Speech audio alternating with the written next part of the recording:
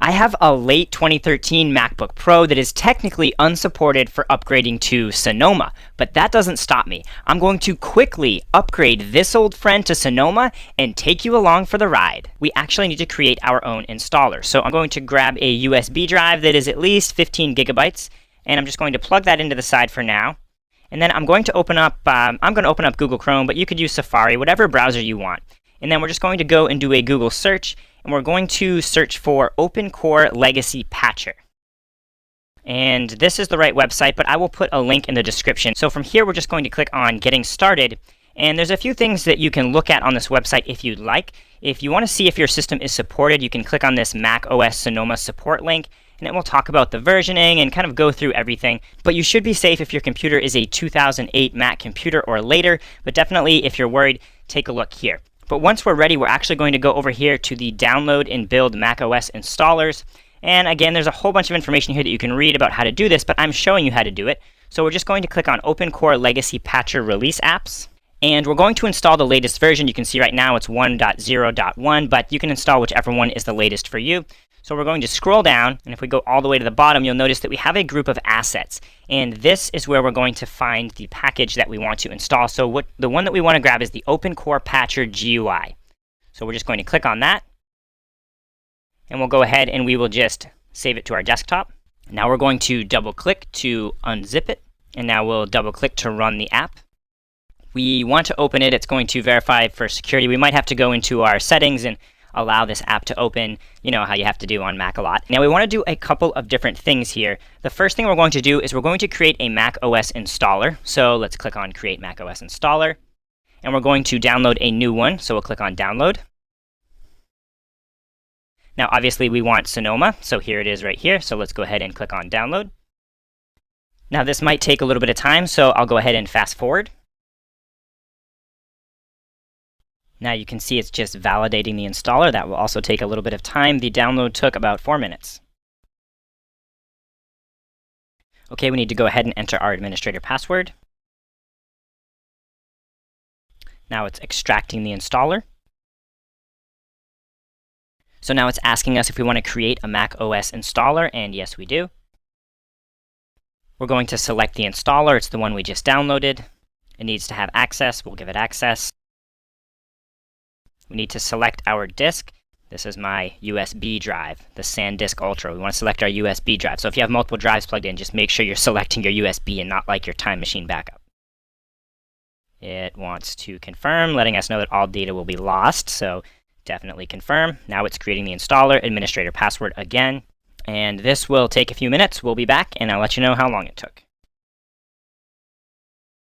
Okay, so it finished, and in the beginning it actually looked like it wasn't even progressing, so just be patient. It took about 15 minutes.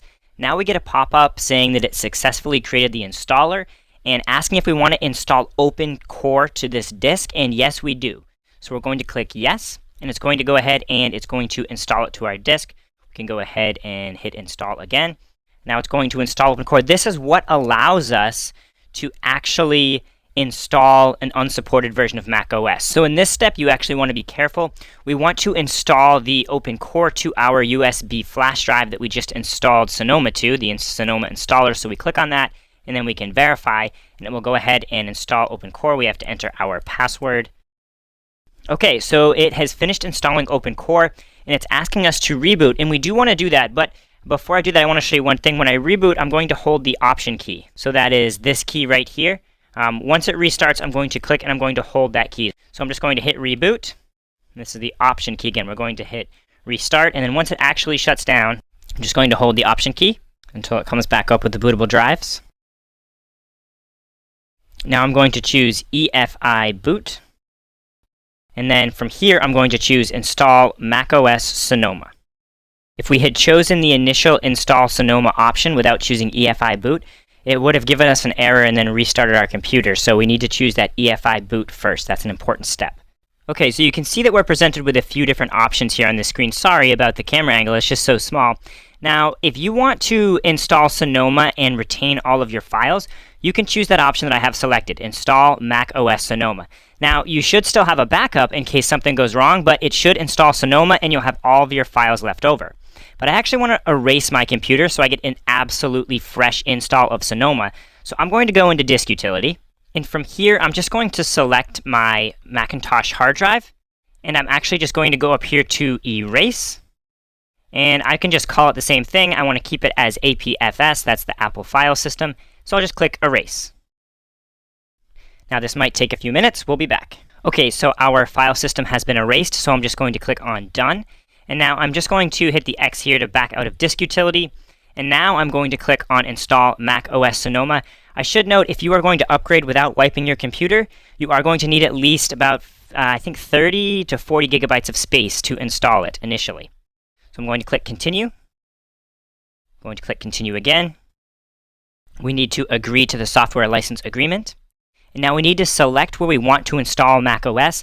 Now we want to select our actual disk. You can see I have 350 gigs available, but like I said, you need about 30 to 40 to actually install it.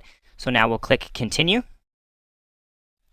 And we've started the installation process. It says about 21 minutes remaining. I will be back when it's finished. Bada bing, bada boom. That is a setup screen if I have ever seen one. Let's go ahead and let's get it set up. Just getting it connected to my Wi-Fi. We're going to set up a new computer account since I did an erase before installing this.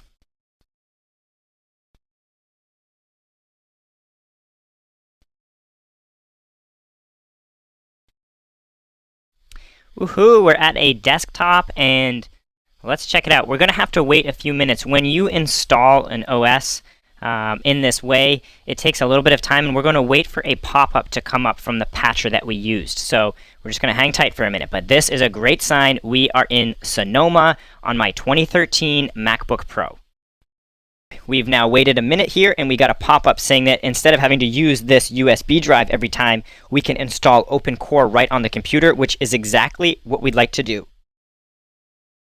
So you'll notice that it kind of starts unpacking it, and we can now select Install to Disk.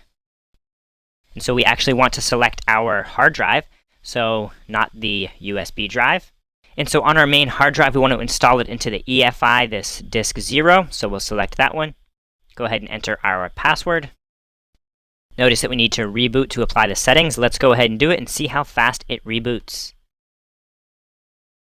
Restart. Okay, it didn't take too long, but we weren't installing some things, so let's go ahead and log in. All right, we are in. So now let's click on the Apple menu here, go to About This Mac, and how awesome is this? You can see that I am now running Sonoma 14.0. If I click on More Info, and this is actually popping up for us again because we still have our USB drive connected to the computer. So if I hit cancel here and I just take out this flash drive, then that won't pop up again for us. But again, you can see that here I am on my MacBook Pro. You can tell by looking at the processor specs right there. And so there you have it. That's how you can upgrade an unsupported Mac to macOS Sonoma. If I had chosen to just do the upgrade and not actually erase my entire hard drive, all of my files and folders would still be available on my computer. Speaking of files and folders, if you want to know the absolute most efficient ways to find files and folders on your Mac computer, don't forget to check out this video right here. If you found the video that you're watching helpful, I would really appreciate a thumbs up here on YouTube. If you want to see more content like this, don't forget to subscribe to the YouTube channel.